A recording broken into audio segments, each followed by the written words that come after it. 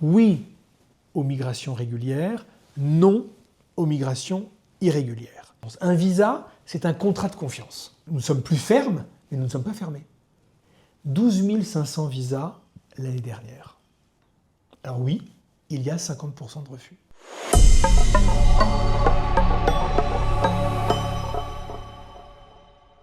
Bonjour Monsieur l'ambassadeur. Bonjour. Merci d'avoir accepté l'invitation de Clinique. Lorsqu'on parle de la France en Guinée, plusieurs sujets reviennent régulièrement dans les discussions, les études, les visas, les opportunités professionnelles, la coopération, mais aussi les perspectives offertes aux jeunes. Pour beaucoup de citoyens guinéens, ces questions restent parfois complexes ou mal comprises.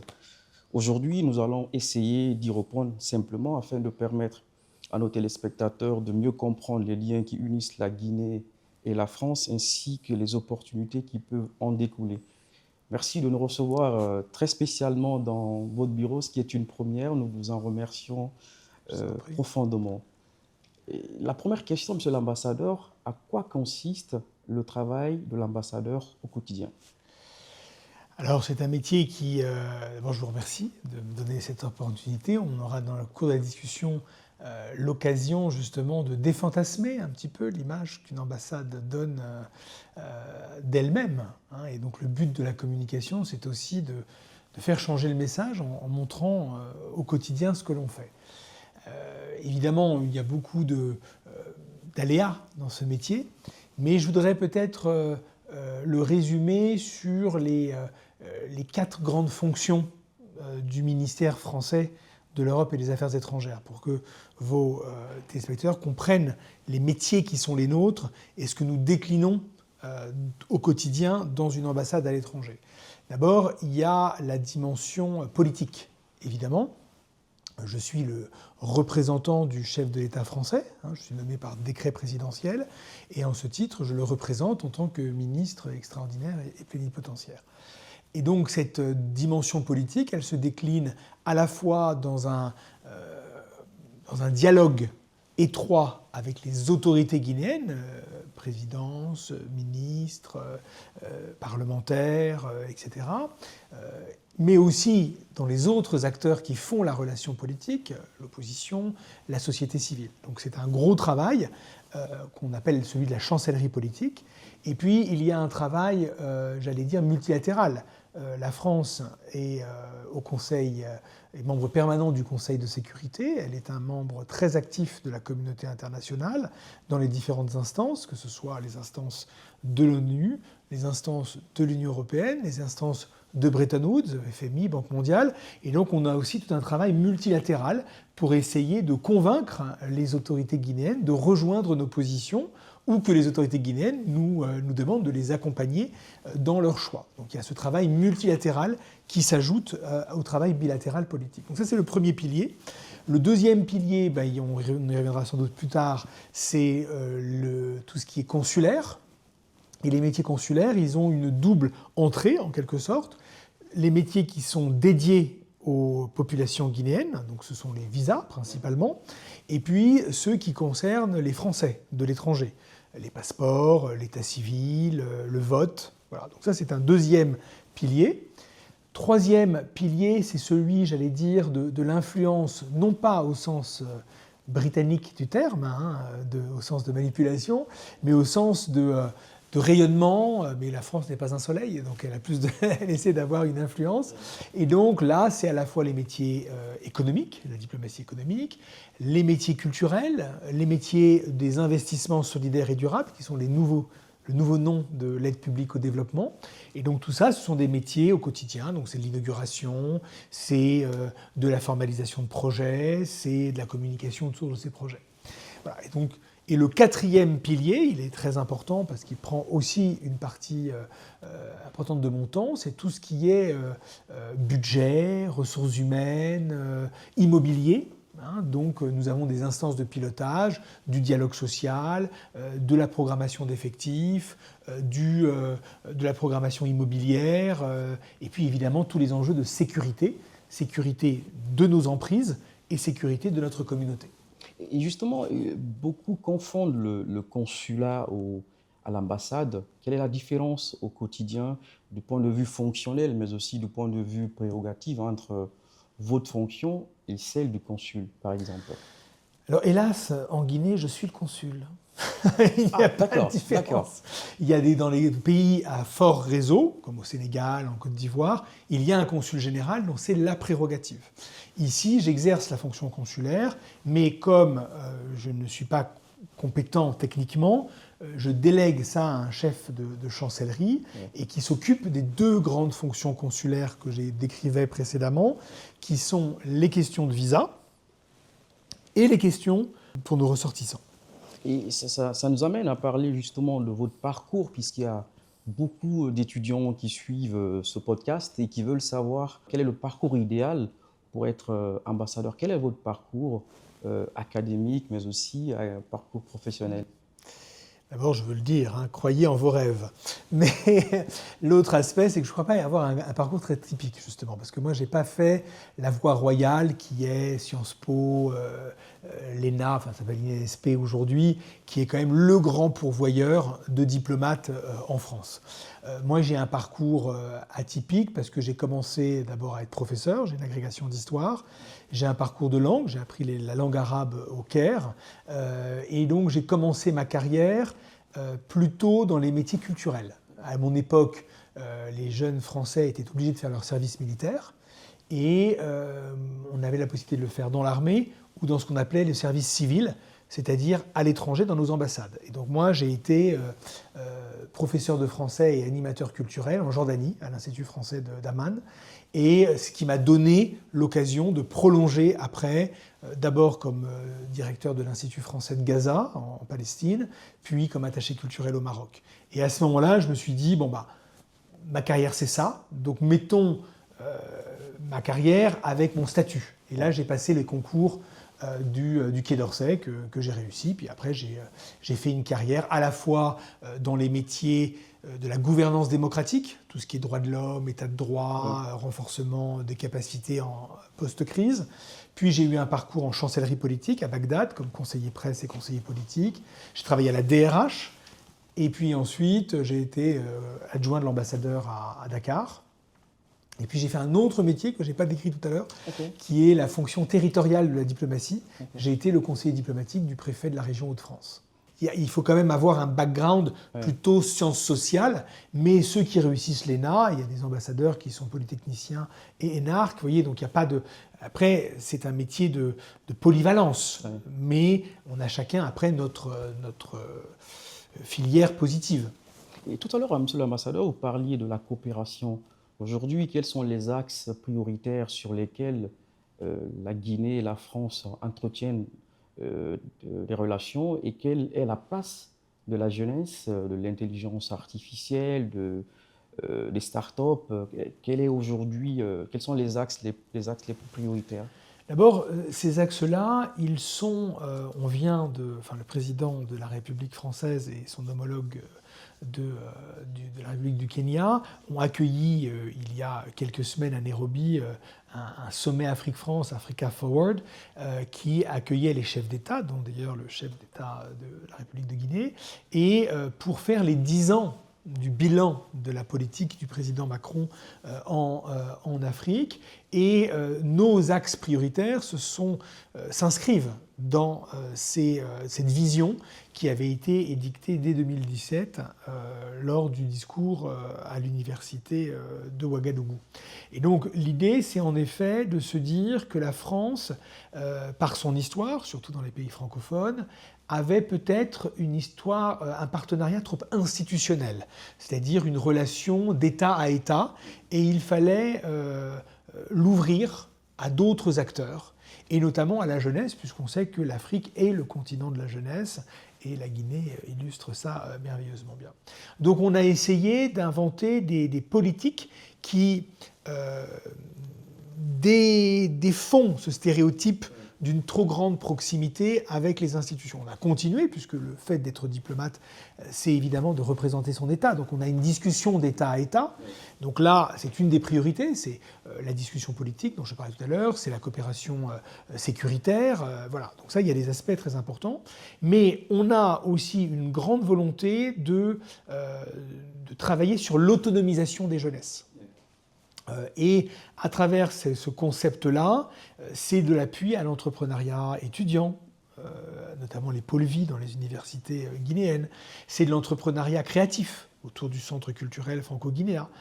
C'est aussi de l'autonomisation des femmes à travers des programmes comme Potentiel de l'Agence française de développement. Ouais. Voilà. Donc l'idée, c'est vraiment d'outiller des jeunesses pour qu'elles écrivent leur propre destin entrepreneurial, mais aussi leurs propres histoires. Donc on a tout un travail sur les enjeux patrimoniaux, les enjeux culturels, les ICC. Voilà. Donc l'idée, c'est vraiment d'essayer d'offrir un partenariat en co-construction, symétrique, réciproque, qui parle à nos deux populations.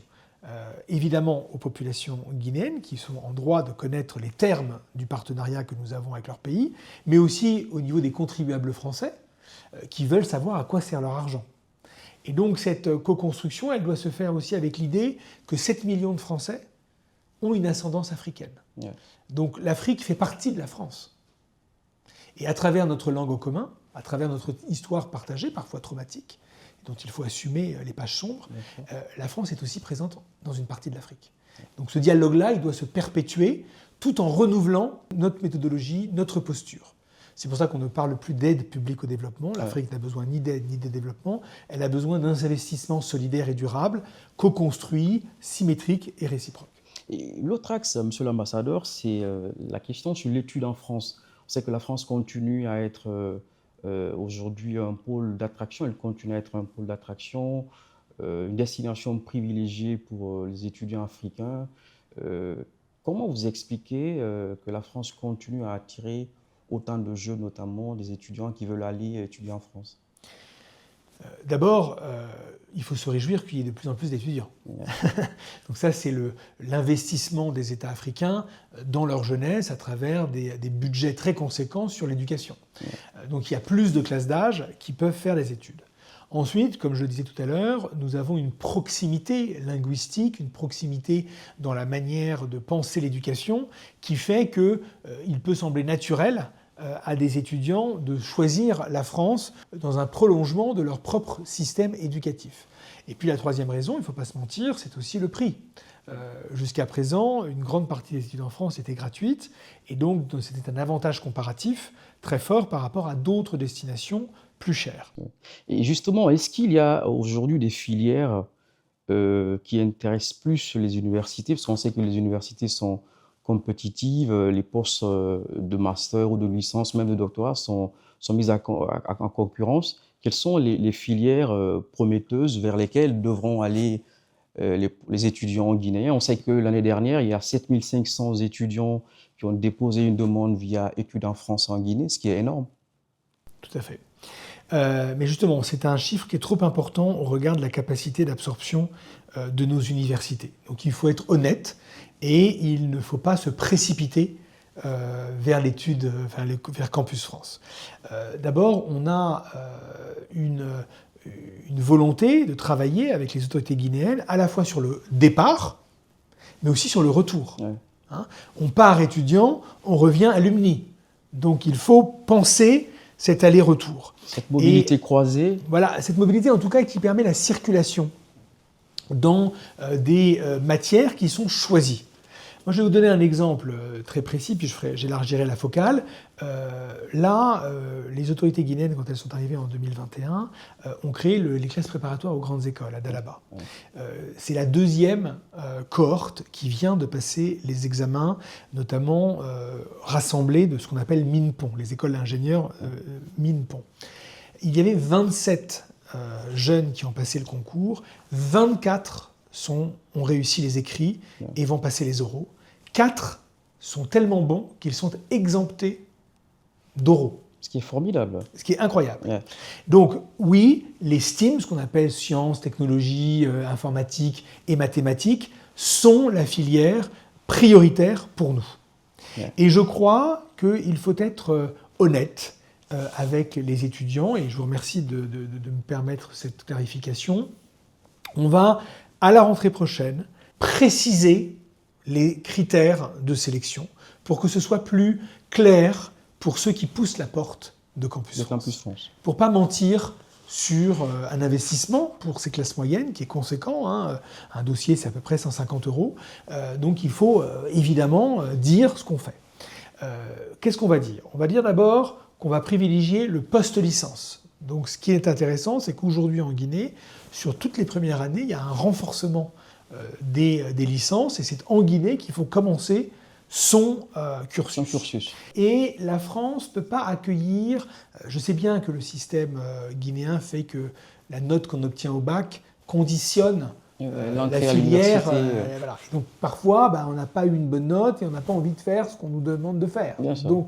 Et on se dit, on va pouvoir changer de cursus en allant en France, passer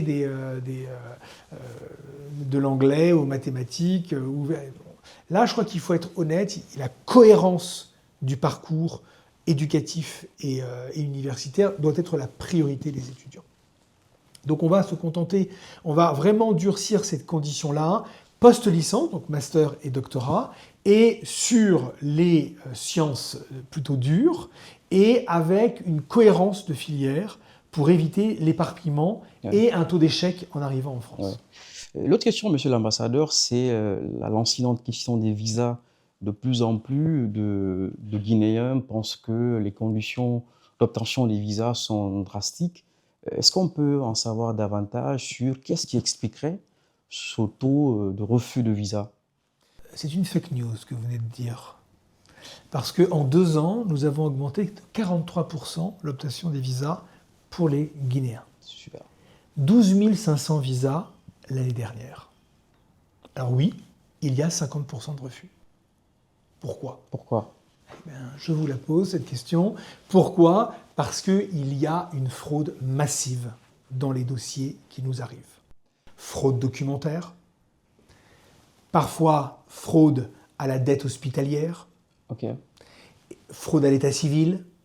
Donc, il y a un taux de fraude extrêmement important qui fragilise beaucoup de dossiers.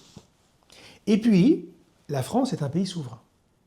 Elle choisit qui elle accueille sur son territoire. Donc nous avons facilité les visas pour toute une série de cibles qui sont prioritaires pour nous. Les chefs d'entreprise et les entrepreneurs. Avec un visa travail, aujourd'hui, on a entre 3 et 7 jours d'attente pour avoir un visa dans cette filière fast-track. Les étudiants, on en a parlé, mais aussi les alumni. Ceux qui reviennent ont potentiellement le droit à un visa de circulation au niveau master et au niveau doctorat. Eux, ils ont aussi un fast-track sur Capago qui leur permet de cocher ça. Bien sûr. Il y a évidemment les visas santé, les visas asile, etc., qui ne sont pas aussi importants que les autres, mais qui sont aussi des priorités. En revanche, nous assumons que nous restreignons les visas de tourisme. Parce qu'on nous demande de faire de la qualité et pas de la quantité. Mais, malgré ça, nous avons nous sommes plus fermes, mais nous ne sommes pas fermés.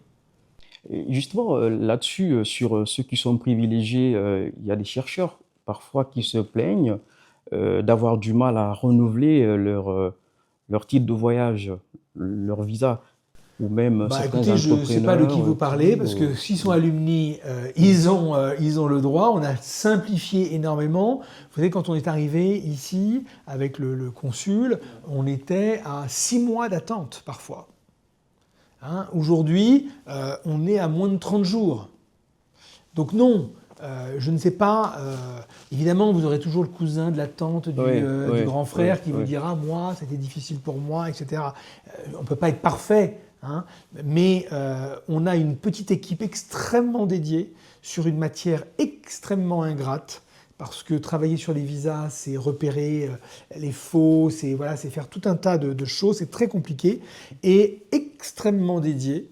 Et donc je salue leur professionnalisme, je salue le travail qu'elles font en interface avec Capago, qui nous permet aujourd'hui d'avoir des chiffres tout à fait intéressants, et je vous défie de trouver un autre pays qui donne autant de visas que la France. Et l'autre question, monsieur l'ambassadeur, qui est en lien avec justement la question de la mobilité, c'est aujourd'hui, on est à 24 heures du lancement des 72 heures de la mobilité. Est-ce qu'on peut savoir quelles sont les opportunités que la France offre dans le cadre de la mobilité croisée des étudiants guinéens qui entrent de France ou ceux qui veulent aller, ou entre des entrepreneurs ou des créateurs d'emplois, les entrepreneurs de manière générale? Quelles sont les opportunités et quelles sont aujourd'hui les conditions mises en place pour justement permettre cette mobilité croisée de qualité? La force de notre partenariat, la chair de notre partenariat, ce sont ces milliers d'histoires qui circulent entre nos deux espaces. Ça, c'est la vérité de ce qu'est la relation franco-guinéenne. Et évidemment, il nous faut à la fois maintenir cette histoire et faciliter les nouvelles pages de cette histoire. Et nous voulons être très clairs. Oui aux migrations régulières, non aux migrations irrégulières.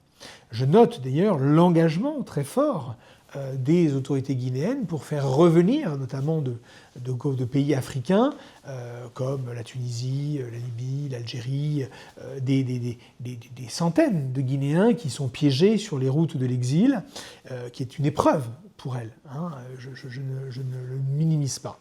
Donc on a un engagement des autorités guinéennes pour éviter les migrations irrégulières, et sur des outils français ou des outils européens, on accompagne cette politique guinéenne. Maintenant, sur le reste, je viens de vous l'expliquer, nous souhaitons un pacte de confiance. Un visa, c'est un contrat de confiance. C'est je fais une dépose de visa pour un objet particulier, pour une mission particulière qui enrichit la relation bilatérale. Elle peut être économique, elle peut être universitaire, elle peut être culturelle, elle peut être familiale parfois. Et il ne faut pas mentir sur ce visa-là, parce que c'est un pacte de confiance. Et donc nous, on facilite pour tout le milieu économique, pour tout le milieu universitaire, pour une grande partie du milieu culturel, et Dieu sait si c'est compliqué, hein, parce que c'est souvent des jeunes sans compte en banque, sans contrat, avec une grande précarité. C'est vrai aussi des jeunes footballeurs que nous accueillons dans nos clubs. Voilà, donc on essaye d'avoir cette mobilité qui est la réalité de notre partenariat. Alors, monsieur l'ambassadeur, avant d'arriver ici ce matin, j'ai rencontré un jeune à qui j'ai dit que je viendrais interviewer cet après-midi l'ambassadeur de France. Il m'a dit, alors demande à l'ambassadeur à quand remonte la dernière fois, depuis son bureau, qu'il a parlé avec le président Macron. Est-ce que vous parlez régulièrement avec le président Macron? Non, on ne parle pas régulièrement. On représente le président de la République, mais on n'a pas besoin de lui parler pour avoir des directives. Moi je parle assez régulièrement à son conseiller Afrique, Okay. Et donc on a aussi le conseiller du ministre, le conseiller Afrique du ministre, et puis on a une direction Afrique, on a une directrice qui, elle, est en contact très régulier avec les conseillers mentionnés, puis aussi avec le président et le ministre, qu'elle accompagne dans leurs nombreux déplacements en Afrique. Et c'est elle qui nous répercute les instructions. Hein, donc on a une administration qui fonctionne. Moi, je l'ai rencontré à 3 ou 4 reprises. On le voit chaque année à la conférence des ambassadeurs. Cette année, il avait innové d'ailleurs en souhaitant rencontrer les ambassadeurs par zone géographique. Donc il nous avait consacré 1 heure pour définir ses priorités. Et puis, on les décline. Moi, quand j'étais à Paris, j'ai été le préfigurateur d'un de ces projets prioritaires, la Maison des mondes africains, que vous voyez derrière vous. Et voilà, donc si vous voulez, on a des instructions. On n'a pas besoin de parler pour représenter le chef de l'État. Alors, monsieur l'ambassadeur, chez Clinique, on a l'habitude de finir nos entretiens par des messages à l'endroit de la jeunesse. Quel est celui que vous porteriez vers la jeunesse guinéenne? La jeunesse guinéenne est pleine d'énergie, pleine de talent, qu'elle doit libérer. Voilà. Nous, ce qu'on aimerait être, c'est d'offrir des lieux, que ce soit le Centre culturel franco-guinéen, que ce soit l'Institut français de Guinée avec sa station intelligence artificielle. On voudrait être un endroit qui soit à la fois la tribune de leur pensée, la vitrine de leur savoir-faire et le tremplin pour les outiller à être plus autonomes dans leur projet entrepreneurial. Et donc, vous trouverez toujours au Centre culturel franco-guinéen, à l'Institut français de Guinée, à l'Agence française de développement, au service de coopération culturelle, au service de presse pour les jeunes journalistes, une oreille attentive, soucieuse de ce partenariat d'égal à égal, symétrique et réciproque. Merci, monsieur l'ambassadeur. Merci de nous avoir reçus dans votre super beau bureau. C'est une première, nous en sommes très fiers. Nous sommes ravis. Et nous vous disons très grand merci et à très vite. On sait que demain, il y a les 72 heures de mobilité. Qu'est-ce qui sera dit? Il y aura des tables rondes? Il y aura des tables rondes pour justement un petit peu décliner une partie de la discussion que nous avons eue. Évidemment, c'est un sujet très vaste, mais c'est à la fois les outils pour accompagner les porteurs de projets au retour, comme l'OFI. C'est aussi tout ce que fait Expertise France sur la question des mobilités au retour. C'est évidemment les études en France, c'est la lutte contre la fraude, c'est l'explication de ce que c'est qu'un visa. C'est évidemment écouter les priorités des autorités guinéennes sur leur vision de ces migrations et de ces mobilités. Merci. Merci bien. Merci, monsieur l'ambassadeur.